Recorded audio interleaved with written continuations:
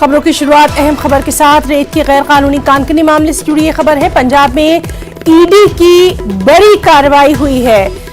अहम खबर पंजाब से रेत की गैर कानूनी कानकनी मामले से जुड़ी ये खबर है, जहां पंजाब में ईडी की बड़ी कार्रवाई। लुधियाना, मोहाली समेत तकरीबन 12 मुकामात पर इन्फोर्समेंट डायरेक्टरेट ने छापेमारी की है। रेत माफिया कुदरतदीप समेत कई मुलजमीन के खिलाफ ईडी की ये छापेमारी है।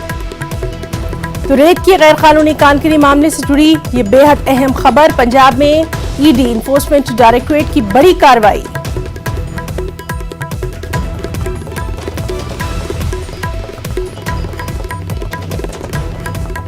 बेहद अहम खबर पंजाब से, जहां ईडी की बड़ी कार्रवाई सामने आई है।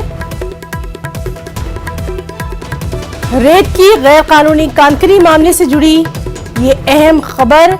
ईडी की बड़ी कार्रवाई पंजाब में।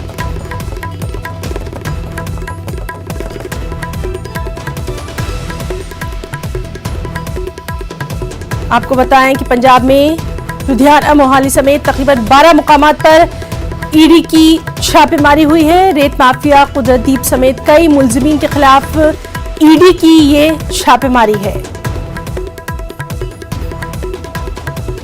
क्या कुछ इसमें और तफसीलात हैं, उस पर भी लगातार हमारी नजर बनी हुई है।